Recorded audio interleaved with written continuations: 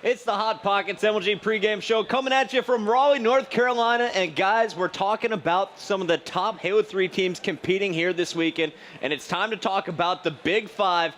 And at number 5, guys, we have Status Quo, one of the 3 teams keeping the same lineup. I love the squad, led by Flamesword, Ace, an incredible support player, and Nabel, one of the best snipers in the league. Tell us about them, Scott. What are you expecting to see this weekend? Well, you know, Chris, they're consistent. We said after the first event, we said, you know, they finally have the tournament experience and they're going to perform. They've got 4th twice in a row. This team is prepared. They're coming out. But the thing I like about this team is Flamesword. Flamesword is the best communicator in the league. If you ever get a chance to watch our live broadcast, which you better be, you should listen to Flamesword. He is always calling out his teammates' screen, and he knows exactly what's going on. He is the most vocal leader I have seen in this league. And one of the most underrated players on that squad, in my opinion, Ace. The kid blows my mind every time I see him at the LAN. Look out for big things from him this weekend, guys. But let's move on to our number 4 seed. We're going to jump on board with Straight Rippin' here. Now, Straight Rippin', after Columbus, basically disintegrated. Believe the Hype picks up Snipe Down and Hines. Legit needs to take a break. But T-Squared, he's a smart guy. He goes out there and he aligns himself with some of the guys from Classic. Now he's playing with 3/4 of the Classic squad, and they're looking pretty awesome, D-Mac. Yeah, and remember what this Classic squad has done in the past. Look at this team. They placed second place 2 times in a row, one including last year's national championship. And then you put him with the captain T-Squared. T-Squared, he is the one player that could play through the bad. He could place bad for a whole year, but you know that T-Squared will come back next year and he'll be on top of his game. When you put T-Squared and Ghostlyami on the same squad, they are just winners. Now, I know they haven't played up to their potential and they had a rough time at the 6-team LAN, but when it comes to tournament time, this is one of the teams that you do look out for and you do not overlook anyway. And Straight Rippin', well, T-Squared, he's been all over Twitter, and let me just say, he's not happy about all the haters. He's angry. He's looking to turn some heads here this week. And let's move on now to a couple of the guys that used to be on Straight Rippin'. They now find themselves on the 3rd-seeded team. Believe the Hype, Snipe Down and Hines join up with Demon D and Maniac here, guys. And this new BTH squad, you heard me on the Old Spice report. I've been raving about this squad. So pumped. But you know, Chris, as scary as this team is, they still have one major weakness, but it's really not that bad because their individual skill can get them over that hump.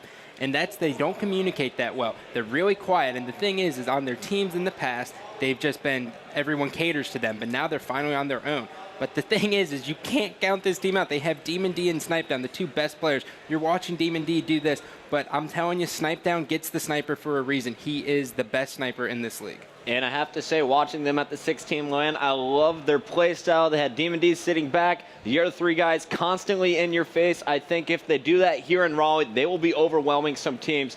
And they're definitely going to be looking to overwhelm Final Boss later on in the winner's bracket. Final Boss is coming in at our number 2. And guys, they really waited till the championship match against Instinct to show some life in Columbus. And here's another one of those 3 teams that decided not to change, and for good reason. Final Boss made a lot of noise in Columbus.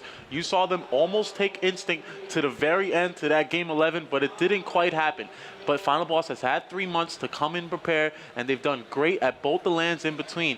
This team is for real. And Ogre 2 is back. I think this is his tournament to shine. He played extremely well in Columbus. Pistola is finally starting to get comfortable. This Final Boss squad is scary on all cylinders. Scary on all cylinders. Yeah, I really believe it. I love it. So scary and ridiculous. Guys, 50th event. Ogre 2 has the opportunity of becoming the most winning player in MLG history. Will it go down? It would be quite fitting for the MLG's only dynasty to win this one, right? He was a dominant player in the first event, and now he's a dominant player still at the 50th event. That's longevity. God, gotta love that kid. All right, guys, and now it's time to talk about the number 1 team in the league. They just won back-to-back tournaments, and they have a player who has won 3 straight MVP awards, Cloud.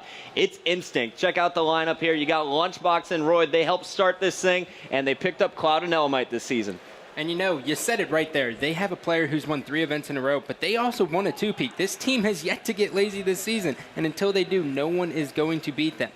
And when you look at this squad, D-Mac, you see Roy and Cloud got the MVP at our last event. That's 2 people getting an MVP. That means that this team's working incredible together. 2 of the best players on the same team. Kind of the reason Instinct's at the top, don't you think? All right, guys, well, now that you know the teams, we're going to go to a quick commercial break, but we'll have our top 8 predictions when we come back. It's the MLG Hot Pockets pregame show, and now it's time for my favorite part of the show, guys, here. It's the Hot Pockets Top 8 predictions, and before we get started with our Raleigh predictions, we need to take a look back at our Columbus ones. Check it out, guys. Bring up the graphic. Why are you saying it like that, Puckett? Well, that's why. D-Mac somehow doubled his score from Orlando, getting 16 points in Columbus. He predicted Instinct Final Boss in the top 2, got Carbon and Triggers down spot on. Scott, you only guessed one team correctly. That is Believe the Hype at 3. You are now at the bottom of the totem pole, and I am barely above you with 22 points there after predicting Instinct and Final Boss getting first and second. I think Scott. the scoring system, it should change here. I think so, too. Myself. I think we need to take into factor the luck factor that he gets. Anytime that D-Mac is winning, Yeah, you know something's wrong. Isn't it classic to win last event? Yeah.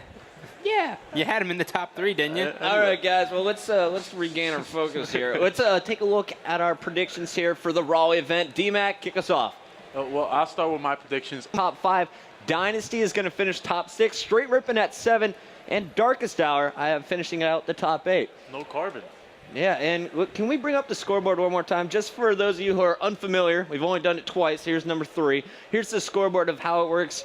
If you pick the team correctly, you're going to earn 3 points. That's getting 1 through 8 right on the dot. If they finish in the top 4, you're going to earn 2 points. And if they finish anywhere in the top 8, you'll get 1 point. Maximum of 24 points. D-Mac, you somehow got 16 at the last event. That's pretty darn impressive. Yeah, I had a good event. Yeah, you got lucky for once. All right, and of course, guys, so the winner at the end of this whole season, what do we win? A Your year's supply supply. Hot Pockets. Year supply. Hot Pockets. A year's supply of Hot Pockets. I have to take it. And I'm going to share them with you guys because after I win, I will share them with you guys. I've told you guys that already. I'm not a greedy man. You know, we'll do that.